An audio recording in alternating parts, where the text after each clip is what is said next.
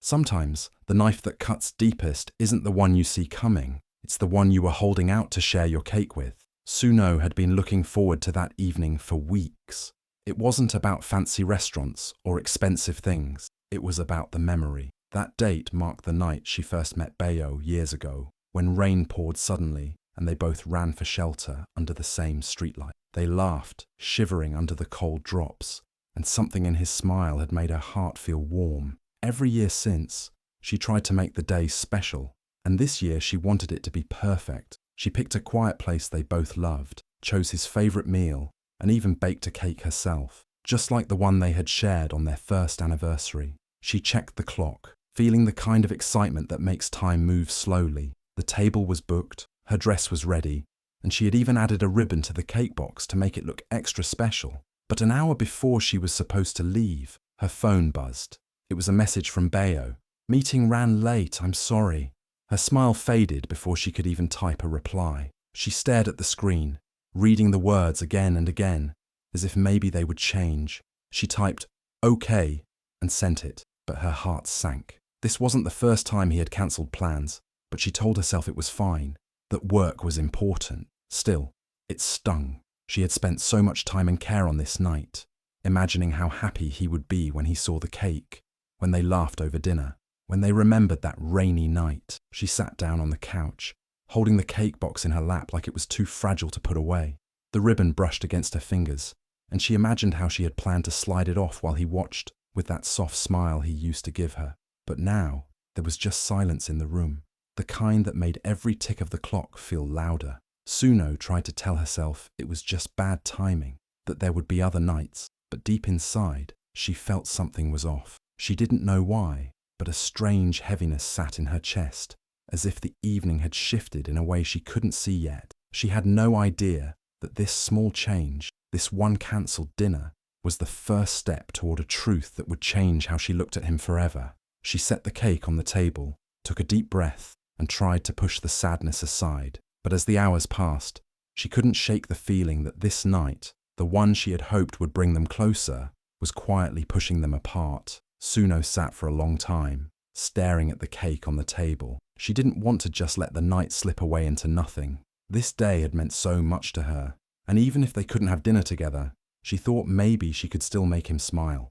The idea came quickly. She would take the cake to his office as a surprise. It would be a small gesture, but at least he would know she had thought of him. She went to her room, changed into a simple dress, and tied her hair back. On the way out, she picked up the cake box carefully, holding it like it carried her heart inside. She imagined walking in, handing it to him with a playful smile and saying, "Since you can't come to the dinner, I brought the dinner to you, or at least dessert." In her head, she could already hear him laughing, that warm laugh she used to love. The streets were quiet, the kind of quiet that makes you hear your own thoughts louder. She kept rehearsing what she would say, wanting it to sound light and happy, even though a small part of her still felt the sting of his cancellation. She told herself it would be worth it. He would see her effort, and maybe it would make up for the lost evening. When she reached his office building, she noticed the lights in most windows were off. She frowned, wondering if the meeting had ended early. Across the street, a restaurant caught her eye. It wasn't one of those noisy, crowded places. It was the kind where couples sit close and talk in low voices. She thought nothing of it at first until the door opened. She stopped in her tracks. The cake felt suddenly heavier in her hands. There he was, Bayo, walking out, his head tilted towards someone beside him, smiling in a way she hadn't seen in a long time. And then she saw the hand he was holding. It wasn't just casual. It was steady, familiar, almost protective. The woman turned slightly, and Suno's stomach tightened. It was Madame Leora, his boss. For a moment, Suno couldn't move. The cheerful line she had rehearsed vanished from her mind. All she could do was stand there, hidden in the shadow of a tree, watching them laugh as if they had no other world but each other. Her heart pounded, but it wasn't from the walk.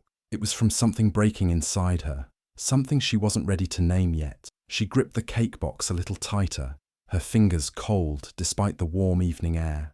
The detour she had taken to bring him love had led her somewhere she never wanted to go, straight into the truth she had been blind to until now. Suno's feet felt glued to the ground. She stood half hidden by the tree, her eyes fixed on the scene unfolding in front of her. Bayo stepped out of the restaurant, his laughter carrying in the air, the kind of laughter she hadn't heard from him in weeks. His hand wasn't swinging freely at his side like it usually did when he walked. It was holding someone else's, fingers locked together in a way that spoke more than words could. Suno's breath caught when she saw the woman. She wasn't just anybody. She wasn't a random stranger whose name she would never know. She was Madame Leora, Bayo's boss, a woman he had spoken about often, always with respect, sometimes with a hint of admiration. Suno remembered the first time she had met Leora at an office event. She had been polished, confident, the kind of woman who drew attention without even trying. Back then, Suno had thought nothing of it, but now, seeing her hand wrapped in Bayo's, it felt like a punch to the chest.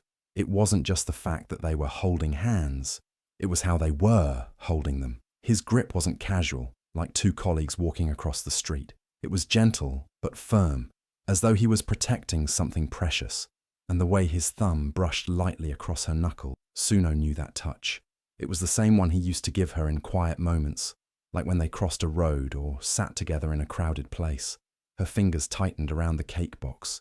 The ribbon she had tied so neatly was pressing against her palm, but she didn't even feel it. All she felt was the sting of betrayal settling deep in her chest.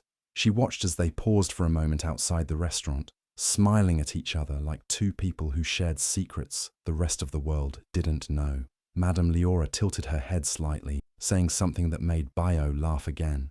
His face was relaxed, free from the stress he often claimed work put on him. There was no sign of a man rushing from a meeting or burdened by deadlines. No, this was a man enjoying his evening, just not with the woman who had been waiting for him all night. Suno didn't step forward. She didn't call his name or demand an explanation. She stayed in the shadows, letting the truth wash over her slowly, painfully. In that moment, the night she had planned so carefully, the memories she had been ready to celebrate, all crumbled quietly inside her. She realized that while she had been holding on to their story, he had been writing a different one somewhere else.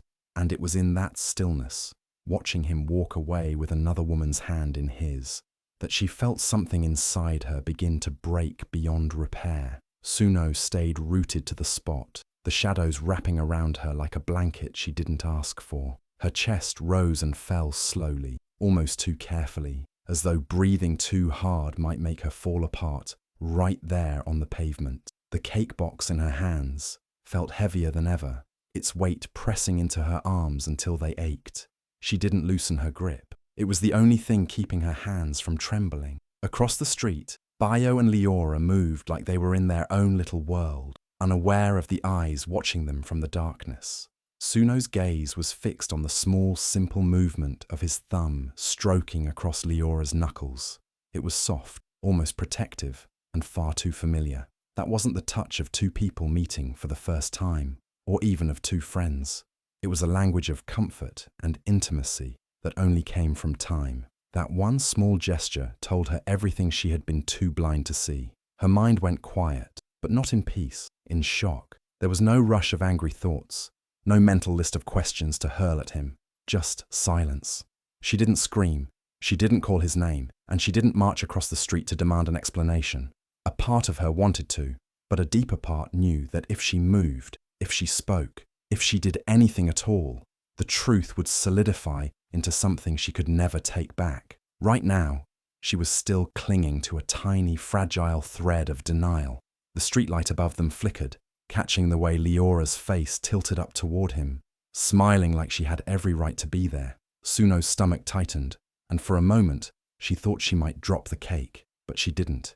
She just stood there, her heartbeat loud in her ears, her body stiff with the effort of holding herself together. She remembered the way Bayo used to hold her hand like that, at bus stops, at parties, even while crossing busy roads. He always said it made him feel connected to her, like they were in sync. Now he was giving that same touch to someone else, and it felt like he had taken something deeply personal from her and handed it away without hesitation. They started walking toward the car parked nearby, still holding hands. Suno didn't follow. She simply let them disappear from her sight, swallowed by the night. In that stillness, something inside her shifted. She knew this wasn't the first time they had been together like this. That gentle thumb stroke had spoken louder than any confession ever could, and though the storm hadn't yet broken, she could feel it building quietly inside her, waiting for the moment it would finally hit. Suno walked home slowly, the cake box still in her hands, though it no longer felt like a gift. It felt like a weight she didn't know where to put down. The streets blurred around her, and she barely noticed the people passing by. When she reached her door, she set the cake on the kitchen counter without even untying the ribbon. She didn't have the heart to open it anymore.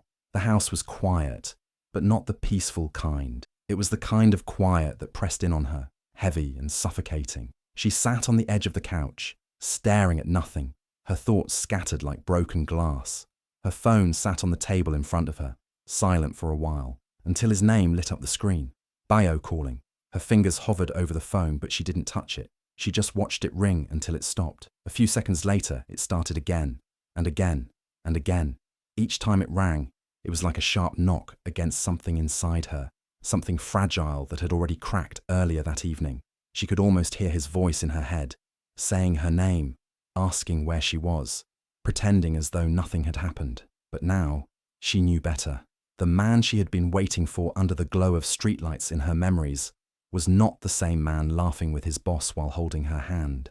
Every ring of the phone reminded her of that difference, a gap so wide she didn't know if it could ever be crossed. She imagined answering, hearing him come up with some excuse about the meeting running late, or maybe even a half-truth that would still hurt to hear. But she wasn't ready for his voice. She wasn't ready to pretend she didn't know what she had seen, so she let the phone ring. Over and over. She let it buzz against the table until the sound became background noise, like rain against a window you don't open to check. Every time she ignored it, the space between them grew a little bigger, the glass wall between who she thought he was and who he truly was becoming thicker, colder, harder. Eventually, the call stopped. The silence that followed felt strange, but she didn't reach for the phone. She leaned back into the couch, closed her eyes, and tried to breathe. But every time she did, she saw the image of his thumb brushing over Leora's knuckle. She heard his laughter, softer and warmer than it had been with her in months. And for the first time since she met him under the rain all those years ago, she felt truly alone. Not because he wasn't there, but because she had realized he might never really have been there at all. The next morning, Suno woke up with a heaviness that clung to her like a shadow. She hadn't slept much. Her mind kept replaying the scene from the night before, the way his hand fit so naturally around Leora's, the warmth in his smile, the touch on her knuckles. She heard the front door open and footsteps entering the house. Bayo walked in, his voice light as he greeted her, his tone calm, as though nothing in the world was out of place. He moved around the living room, setting his bag down and removing his shoes like a man coming home after a normal day. Suno stayed seated at the dining table, her hands wrapped around a mug of tea that had already gone cold. She studied him quietly. His face showed no sign of guilt. If anything, he looked relaxed, the kind of relaxed she hadn't seen in a while. It was as if he truly believed that whatever had happened the night before was hidden far away from her eyes. She didn't want to accuse him, not yet. She wanted to hear what he would say when he thought she knew nothing. So when he finally sat across from her, she looked at him with the calmest expression she could manage and asked softly, "Was the meeting good?" It was just 4 words, spoken without anger, but the effect was immediate. His eyes flickered for the briefest second, a quick, almost unnoticeable shift, like a curtain being pulled back before snapping closed again. His smile tightened. He nodded too quickly, saying, "Yes, yes, it went fine, just ran late." That tiny pause before his answer told her more than any speech could. She knew that pause. She had seen it before in moments when he was trying to find the right lie to cover a truth he didn't want her to see. And now, she could see him choosing his words carefully, hiding the real story behind a mask of casualness.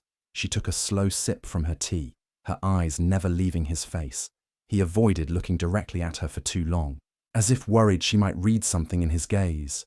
She didn't press him. She didn't need to. The flicker in his eyes, the small stiffness in his shoulders, the too quick smile, they had already told her what she needed to know. Inside, her heart ached, but she kept her expression steady. She realized then that Bayo didn't know she had been there the night before. He didn't know she had seen everything, and that was the only reason he could sit across from her now, speaking so calmly, believing his secret was safe. But in Suno's mind, that flicker in his eyes was the first crack in the wall he had built, and she knew cracks. no matter how small, always grew with time. A few days later, Suno found herself at a community event, one of those gatherings where everyone came together to show support for local causes. She hadn't planned to stay long. Her mind was still heavy from the things she hadn't said to Bayo, but it was the kind of event where absence would be noticed. So she went, dressed simply, her expression calm enough to pass for normal. The venue was busy, filled with familiar faces. Suno was making her way toward the refreshment table when she saw her, Madame Leora. She was dressed elegantly, her hair perfectly styled, her presence commanding in that effortless way some people had. For a moment, Suno considered slipping away before she was seen, but it was too late. Their eyes met, and Leora walked toward her with a smile that was just a little too bright. "Suno, it's so good to see you here," Leora said, her voice warm and smooth. She leaned in slightly, her perfume rich and expensive, the kind that lingered long after a person walked away. Suno returned the greeting, her own smile polite but measured. Up close, Suno noticed things she might have ignored before. The way Leora's eyes darted, just for a fraction of a second, toward where Bayo stood across the room. The quick shift in her posture when she realized Suno had seen it. The slight tension in her laugh when she asked harmless questions about the event. It was subtle, but Suno could feel it, the unease. The kind of unease a person carried when they had something to hide. Leora's smile was polished, every gesture graceful, but her eyes betrayed her, and the glance she had given Bayo, quick yet loaded with meaning, spoke louder than her carefully chosen words. Suno didn't need to be told what it meant. She could almost see the invisible thread between them, the one they thought no one else could notice. Leora tried to mask it with small talk, complimenting Suno's dress and talking about the weather, but the air between them felt thick. From the corner of her eye, Suno caught Bayo watching them. His expression was unreadable, but his attention lingered on their interaction a second too long before he turned away. That was all the confirmation Suno needed. They weren't as invisible as they thought. Still, she didn't confront either of them. She kept her tone light, her words simple, letting Leora believe she was fooled. But inside, Suno was certain. The guilt hanging between them was real. It clung to Leora like her perfume, impossible to wash away, no matter how much she tried to cover it with charm. And Suno, standing there with her polite smile, could smell it clearly. Suno made a decision, without saying a single word. She didn't shout, she didn't demand explanations, and she didn't accuse. Instead, she began to quietly take herself back. It started with small things, the little pieces of warmth she used to offer so easily. The cheerful good morning she always greeted Bayo with turned into a simple nod. The questions about his day, the interest in his work, the small touches as she passed him in the hallway, all of it began to fade. On weekends, when they used to go out for breakfast or take lazy drives together, Suno started making her own plans. She'd slip out early with her bag and her phone, walking down to the coast where the sea stretched endlessly in front of her. The air there was calm, steady, and didn't demand anything from her. She'd sit on a bench for hours, watching the waves roll in and out, letting the sound wash over the noise inside her mind. At home, she kept herself busy with things that didn't involve him. She cooked meals without asking if he'd be home to eat. She read late into the night, the light from her bedside lamp spilling across the room, while he scrolled through his phone on the other side. Conversations became shorter, limited to necessary exchanges about bills or schedules. If Bayo noticed the change, he didn't show it. He still moved around the house as if nothing was different, as if she hadn't started retreating from him in slow, deliberate steps. Sometimes she wondered if he truly didn't see it, or if he simply didn't care enough to ask why. For Suno, this quiet withdrawal wasn't about punishing him. It was about protecting herself. She realized that keeping her heart open to him, knowing she now knew, was like leaving a wound uncovered in the rain. So she began to close it off, bit by bit, until she could feel herself standing at a safe distance. There were moments when he tried to bridge the space, asking if she wanted to watch something together, or making a casual joke over dinner. But she responded with polite, measured words, never letting him close enough to pretend that things were the same. And as the days turned into weeks, that distance became the new normal. The warmth that once filled their home was replaced with a quiet that neither of them addressed. Suno found that she didn't miss the way things used to be as much as she thought she would. What she missed was the version of him she had believed in, and she knew that man wasn't coming back. So she kept walking her solitary path, one quiet step at a time, leaving him to live in the space she no longer occupied. Weeks later, Bayo came home, looking like all the color had drained from his face. His steps were heavy, and in his hand he clutched a plain brown envelope as if it weighed more than bricks. He didn't speak right away. He just dropped into a chair, staring at nothing. Suno sat across from him, calm, her hands folded in her lap. Finally, the words slipped out. Leora's husband had found out everything. The private dinners, the stolen weekends, the meetings that were never meetings. All of it was now out in the open, and it hadn't been loud gossip. No, the whispers had moved faster and cut deeper, weaving their way through every corner of their industry. People didn't need to raise their voices when they could simply let the story travel like a shadow, quick, silent, and impossible to escape. Bayo tried to explain it, as if it were just bad luck, but Suno didn't need his version. The truth was written all over him. The man who had once walked with pride now couldn't even meet her eyes. His phone, once buzzing with messages, now sat silent on the table. When it did ring, he flinched. The biggest blow came the next morning. He reached for his phone, scrolling as if searching for a lifeline. But every message to Leora failed to deliver. She had blocked him completely. No calls, no texts, no chance to beg or explain. The woman he had risked his marriage for, the one he had lied for, had vanished from his life like smoke in the wind. The job he thought was secure was gone too. His position had been quietly terminated under the polite excuse of restructuring, but everyone knew the real reason. In their world, reputation was currency, and Bayo's had been burned to ashes. Suno watched it all without a word. She made breakfast as usual, watered her plants, and went for her evening walks along the coast. There was no shouting, no slammed doors, no tears for him to comfort. The silence was worse than any argument. It was as if she had already moved on, leaving only her body behind in that house, while her heart lived somewhere far away. Bayo began to notice things, the way she no longer asked about his day, the way her eyes no longer searched for him when he entered a room. He had lost more than his job. He had lost the warmth he once took for granted. And as he sat there, staring at the cold cup of tea she had placed in front of him without a word, the truth settled heavy in his chest. The tables had turned, and for the first time, he understood what it felt like to be on the wrong side of the story. On the evening that marked what would have been their next anniversary, Suno's home was filled with the gentle hum of laughter and the clinking of glasses. She had invited only the people who had stood by her through every quiet storm, friends who never needed excuses to be present. The table was warm with the smell of good food, and in the center sat the cake she had once baked for Bayo, the one she never got to serve. This time, there was no waiting, no glancing at the door, no silent hope that someone would arrive. She cut it with steady hands, each slice given to someone who had shown her real loyalty. As her friends took their first bites, she realized the cake tasted sweeter than she remembered, not because of the recipe, but because it was shared with people who truly deserved a seat at her table. In that moment, she understood she had not just moved on, she had risen above. If this story touched your heart, share it with someone who needs to be reminded that real love is shown through actions, not empty promises.